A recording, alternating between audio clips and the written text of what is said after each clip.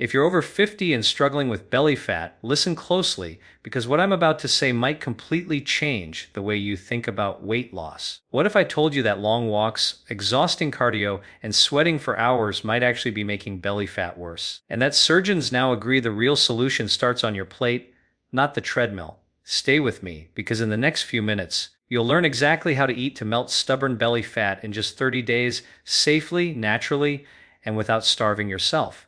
Now let's start with something important. Belly fat after 50 is not the same as belly fat at 25. This isn't about laziness, it's not about willpower, and it's definitely not because you're not doing enough cardio. In fact, many older adults who walk every day or do light jogging still see their waistline growing, and that's not your fault. As we age, our bodies change in very specific ways. Hormones shift, muscle mass decreases, insulin sensitivity drops, and stress hormones like cortisol rise. All of this sends one powerful message to your body: store fat, especially around the belly. That belly fat isn't just sitting there. It's active. It releases inflammatory chemicals that slow metabolism, increase blood sugar, and raise the risk of heart disease. Here's where cardio comes into the story. Traditional cardio, long walks, treadmill sessions, cycling for extended periods, raises cortisol when done too often or for too long. In younger bodies, that's usually not a big problem. But in older adults, elevated cortisol tells your body to hold on to belly fat for protection. So you burn calories during the walk, but your body compensates later by slowing metabolism and increasing hunger. That's why many seniors say, I walk every day, but my belly won't budge. Surgeons and metabolic specialists now agree on something crucial for people over 50. Fat loss is driven far more by what you eat than how much you move, especially belly fat. This doesn't mean movement is bad, it means cardio is not the primary tool anymore. Food is. So let's talk about the real reason belly fat becomes so stubborn and how eating the right way can flip the switch back to fat burning. One of the biggest drivers of belly fat is insulin. Insulin is a hormone that helps move sugar from your blood into your cells, but as we age, our cells become resistant to insulin. When that happens, sugar stays in the blood longer, insulin stays elevated, and fat storage increases right around the abdomen. Here's the problem with most healthy diet seniors are told to follow. They're often high in carbohydrates that spike insulin all day long. Toast for breakfast, oatmeal, fruit juice, rice, crackers, even so-called whole grains. Each one causes a blood sugar rise, and when blood sugar goes up, insulin follows. When insulin is high, your body cannot burn fat. It's biologically impossible. So if insulin is elevated from morning until night, belly fat has no reason to leave. Surgeons who work closely with older patients see this pattern constantly. Patients exercise more, eat less, and still gain belly fat. But when the diet changes, specifically when insulin-spiking foods are reduced, the body finally gets permission to burn stored fat. This is why eating less doesn't work. You don't need fewer calories. You need fewer insulin spikes. Now here's where things get hopeful, because you don't need extreme diets. You don't need to starve. And you don't need to cut out all the foods you enjoy. You just need to eat in a way that works with your aging metabolism instead of against it. Let's start with the first major shift. Protein becomes your best friend. As we age, we lose muscle naturally. This is called sarcopenia. Less muscle means a slower metabolism. Protein helps preserve muscle, increases satiety, and has almost no impact on insulin. That means when you eat protein, your body stays in fat-burning mode. Surgeon-approved eating plans for seniors always prioritize protein at every meal. Eggs, fish, chicken, turkey, Greek yogurt, cottage cheese, lentils, and even tofu, all excellent options. When protein is the foundation of your meals, hunger decreases naturally and belly fat starts to loosen its grip. The second key change is removing hidden sugars, not just desserts, but sneaky sugars hiding in everyday foods. Breakfast cereal-flavored yogurts, sauces, salad dressings, even low-fat foods often contain added sugar to improve taste. These sugars keep insulin elevated all day long. Surgeons often tell patients one simple rule: if it tastes sweet and comes in a package, question it. Now let's talk about fats, because this is where many people get confused. For decades, older adults were told to avoid fat to protect the heart.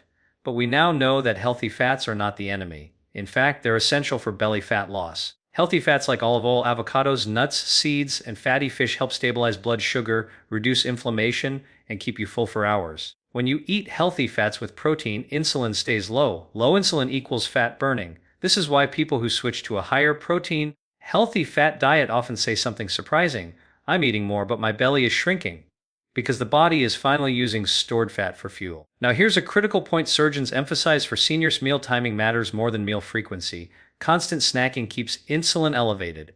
Grazing all day, Even unhealthy foods prevents fat loss. Instead, allowing breaks between meals gives insulin time to fall.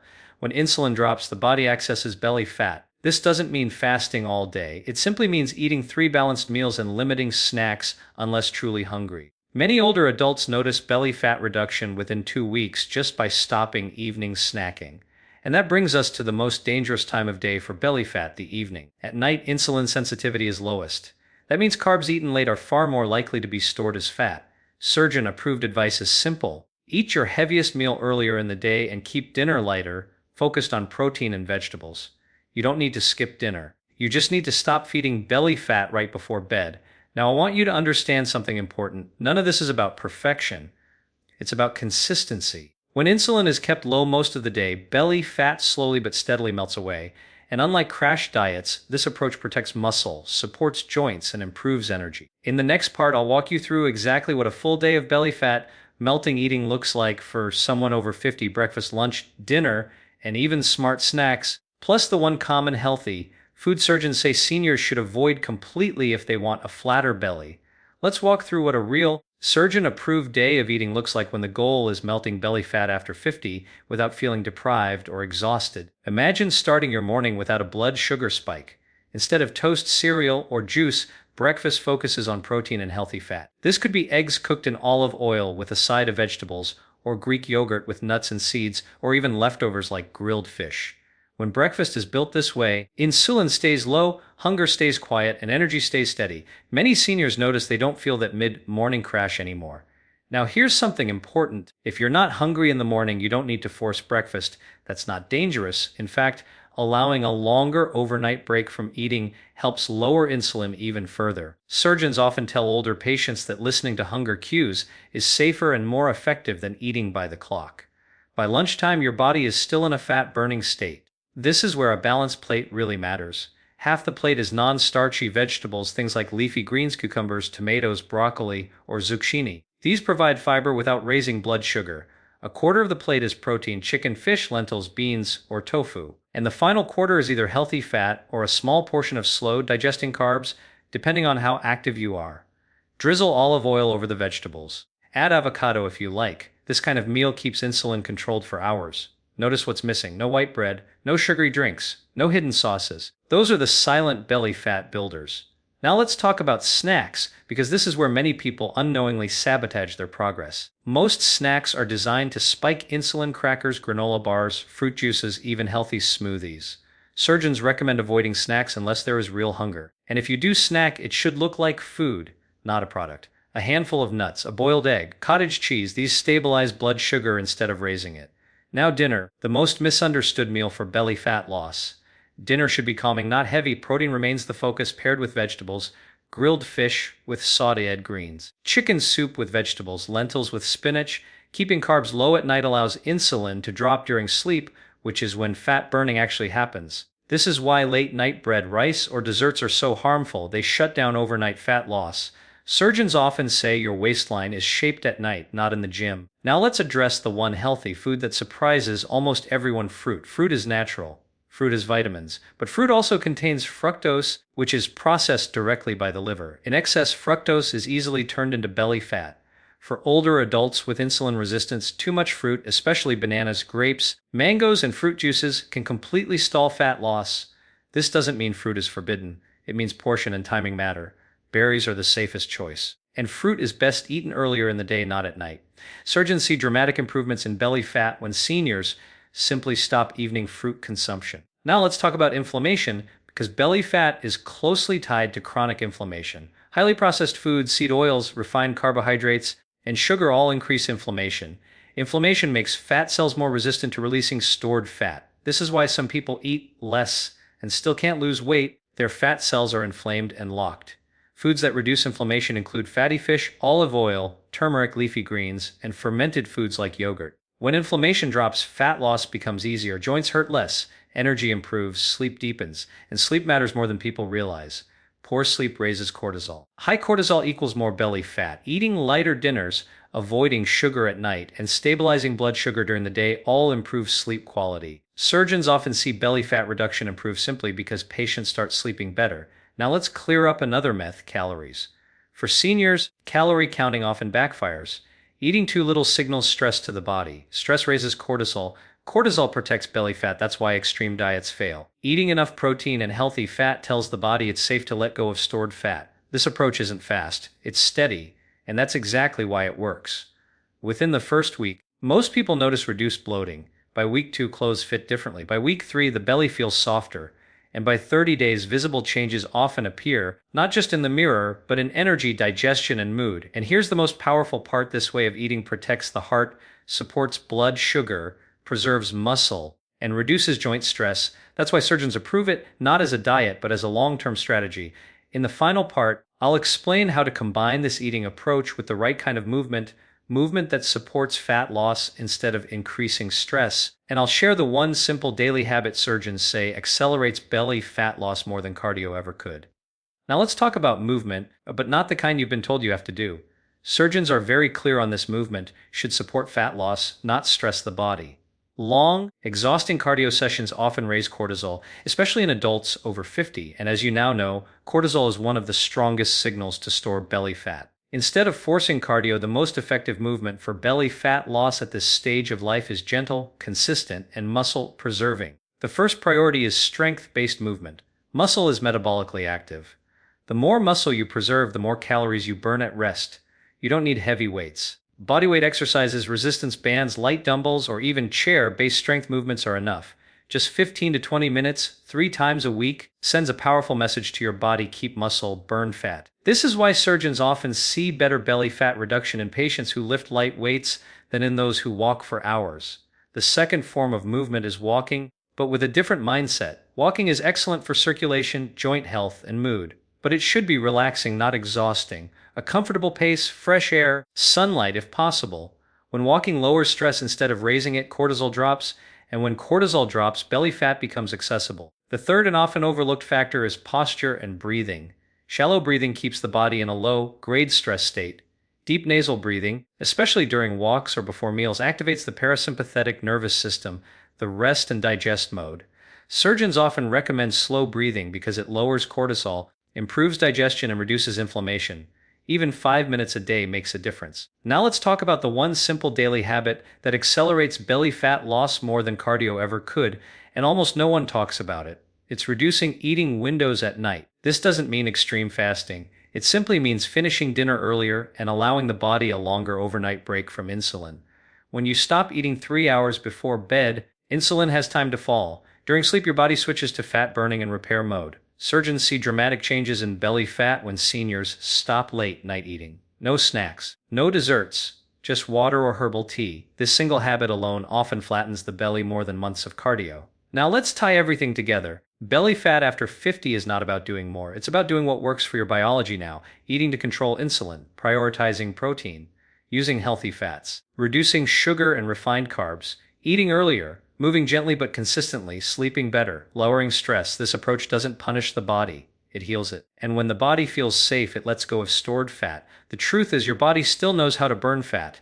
It just needs the right signals. And those signals don't come from exhaustion, they come from nourishment, balance, and consistency. Give this approach 30 days, not perfectly, just consistently. Pay attention to how your clothes fit, how your energy feels, how your sleep improves. The scale may move slowly, but your waistline will tell the real story. Belly fat is not stubborn, it's protective. When you remove the stress, it no longer needs to stay. And that's why surgeons approve this method, not because it's trendy, but because it works with the aging body instead of fighting it. Now, before you think this sounds too simple, let's address the doubts that almost everyone has at this point, because if you're thinking them, you're not alone. One of the most common concerns I hear from older adults is this: if I stop cardio and eat more fat, won't my cholesterol get worse? And this is where modern science has completely shifted our understanding. Surgeons now know that high insulin and chronic inflammation are far more damaging to arteries than healthy fats. When sugar and refined carbs are reduced, triglycerides often fall, and HDL improves, and inflammation markers drop. That's why many people see better blood work after changing how they eat, even without weight loss at first. Another concern is, won't eating fewer carbs make me weak? Actually, the opposite often happens. When insulin spikes stop happening all day long, energy becomes more stable. Instead of running on sugar highs and crashes, the body learns to use stored fat for fuel. This is why many seniors say they feel calmer, clearer, and less shaky between meals within just a couple of weeks. Then there's the fear of hunger. Real hunger is quiet and gradual. Sugar-driven hunger is loud and urgent. When meals are built around protein and healthy fat, that loud hunger fades. You're no longer fighting your appetite, you're working with it. Now let's talk about plot house, because they will happen. Belly fat doesn't melt in a straight line. Some weeks you'll notice changes quickly. Other weeks it feels like nothing is happening. Surgeons often remind patients that internal fat around the organs reduces first. That's the dangerous fat. The visible belly is often the last to go. So even when the mirror hasn't caught up yet, your body may already be healing on the inside. This is why consistency matters more than motivation. If you slip up one day, nothing is ruined. One high-carb meal does not undo progress. What matters is what you return to the next meal. The body responds to patterns, not perfection. Another powerful but rarely discussed factor is hydration and salt. As insulin levels drop, the body releases stored water. This can cause fatigue or headaches if hydration and minerals aren't adequate. Drinking water and not fearing natural salt, especially from whole foods, helps maintain energy and prevents unnecessary discomfort during the transition. Now let's touch on stress, because stress alone can block belly fat loss. Worrying about food, fearing weight gain, constantly checking the scale, these all raise cortisol. Surgeons often advise patients to weigh less often and focus more on how they feel. Looser waistbands, better sleep, improved digestion. These are stronger signals of success than numbers. And here's something quietly powerful: gratitude and enjoyment while eating. When meals are rushed or eaten with guilt, digestion suffers. When meals are calm and enjoyable, the body digests and uses nutrients better. This isn't philosophy, it's physiology. The nervous system controls digestion and fat storage. Calm signals safety. Safety allows release. Now imagine 30 days from now. You're not exhausted from forcing exercise. You're not constantly thinking about food. Your belly feels lighter. Your energy is steadier. Your sleep is deeper. You trust your body again. That's the real goal, not punishment, but partnership with your body. You don't need to do everything at once. Start with one change. Remove late-night snacks. Add protein to breakfast. Swap sugar-heavy foods for whole ones. Let progress build naturally, because when the body is respected, it responds. Now let's slow this down and make it practical, because information only matters if it fits into real life. Most people fail not because they don't understand what to do, but because they try to change everything at once. Surgeons who work with older adults see the best long-term results when changes are layered gently, not forced. So instead of saying, "I'll completely change my diet starting tomorrow," think in terms of signals. Each small change sends a signal to your body, and the body responds to signals faster than people realize. The first signal is safety. When meals are regular, nourishing, and not restrictive, the body stops bracing itself. This is why skipping meals out of fear backfires. Fear is stress.